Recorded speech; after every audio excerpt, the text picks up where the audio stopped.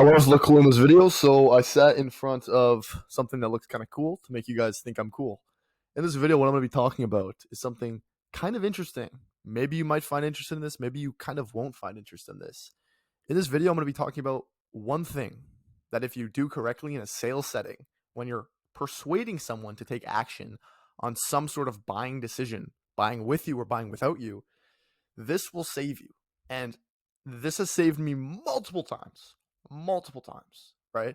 So in this video, what I'm going to do is I'm going to show you a few analogies that you can kind of pull out of the hat at whim in a sales scenario in order to convince people to see the light and to be like, yeah, maybe I do need help on this. And maybe I should go with your solution instead of their solution, right?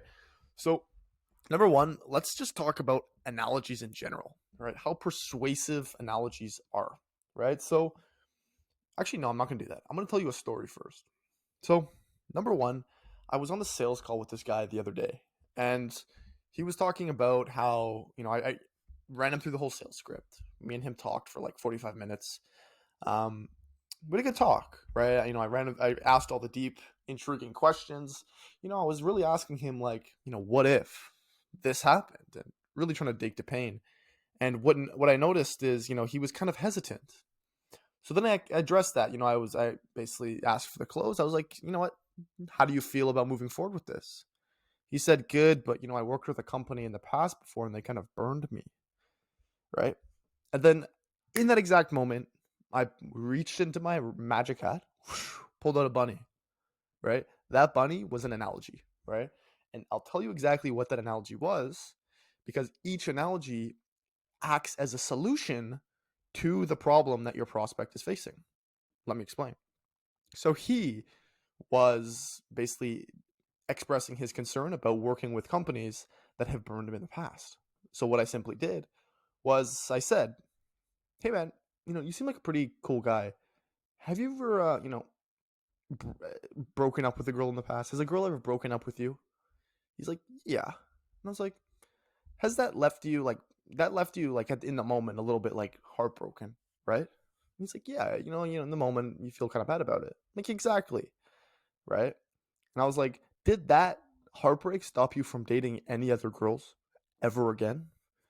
And he said, no. I maybe I took a few weeks off. Maybe I got in my body a bit more. Learned about myself a little bit. But I went back out and I talked to other girls.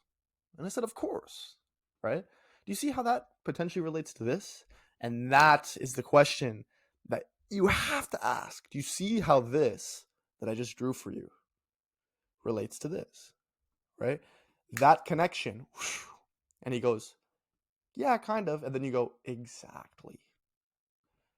Every company you work with is not going to be, an amazing company, right? And you paint the picture in his mind. I've worked with, and then you say, I've worked with, a few other companies as well that haven't been the best. But there's companies out there that are genuinely there for your best interest. That's one example, right, of an analogy and how you can use it. So I'm sure you can just kind of feel right now through this camera how powerful that simple analogy was, right? How powerful that simple thing can truly be in convincing someone to see a perspective that they wouldn't see without the analogy. Does that make sense? Right? So with that analogy, you can use several different ones of these in different settings, right? So now you may ask, okay, why? Why are analogies persuasive, right? The human mind works on an extremely emotional paradigm, right? The human mind works in a emotional patternistic type fashion. So what does that mean? That means I make my decisions emotionally. About 99% of my decisions are emotionally. You're not Stephen Hawking, right? And 99% of your emotions are emotional. And you tend to pair things with other things, right? So let me give you an example. Oh, that blonde girl was mean to me. Okay, so now another blonde girl is more likely to be mean to me, right? Or I suck at this thing. And then it's just like, okay, when I do that thing again, I'm going to suck at it, right? That's a square, that's a square. That's a triangle, that's a triangle. We recognize patterns, right? There's a form of math that is like literally just sequences and series, which are basically patterns, all right? So our brains work in this patternistic emotional framework. And then when you draw an analogy which relates the exact thing you're talking about and the exact thing that they're concerned about to something completely outside of that sales scenario, outside of business, right? But still pertains to it, then you just appeal to them emotionally and patternistically. So I hope that makes sense to you, because this is a very, very high level sales way of getting people to be more inclined to take a decision with you, right?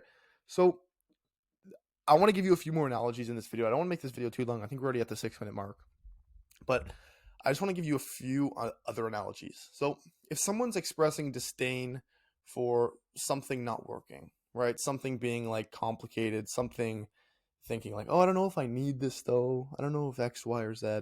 This is another great analogy that you can use, right?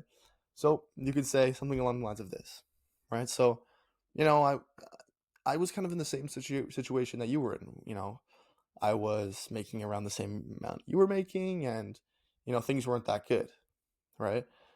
Papers, I was in my room and papers, this is the analogy. I was in my room and papers were blowing around. Papers were going everywhere. Papers were flying. And I was trying to grab all the papers. I was reaching around me trying to grab all the papers. They were going everywhere. The wind was blowing them, right? The wind, trying to grab all the papers. And then I just said, what if I stopped and just closed the window, right? So you see how that now pertains to your situation? Maybe you just need to close the window. In your case, John, what do you think the window truly pertains to? Question on top of it, right? So this is not sales. This is like a very high level of sales. And it's going to take you a little bit of time to master it and a little bit of time to reach into that hat and pull a bunny right out at the perfect time, right? And I truly believe that the best salesmen have the best life experience. So they know different things about how people work. They have been out, they've been to bars, they've been to clubs, they've been to social settings of all types. And they're able to put themselves in their shoes and find an analogy that is fitting. And then on top, ask a question, right? So I just wanted to make this quick video stressing to you the importance of analogies and how you can use these to your advantage. I gave you 2 analogies.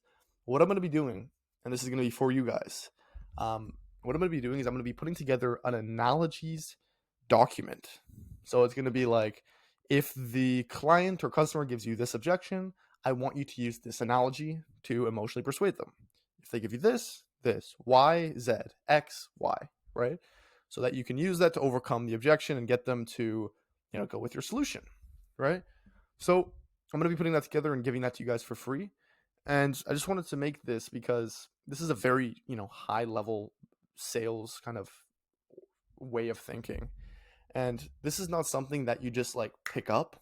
It's something that you learn through experience, right? So I wouldn't be able to say, have you been with a girl and the girl's broken your heart and no, you know why? Because I've been there, right?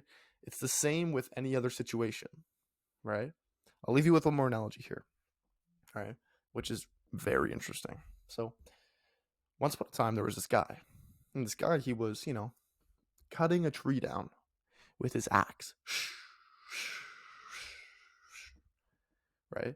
And he was just going away for hours. It was a big tree. It was like a quarter of the way through. He wasn't really making that much progress. Right? And then he just stopped. And he said, what if I just sharpen my saw?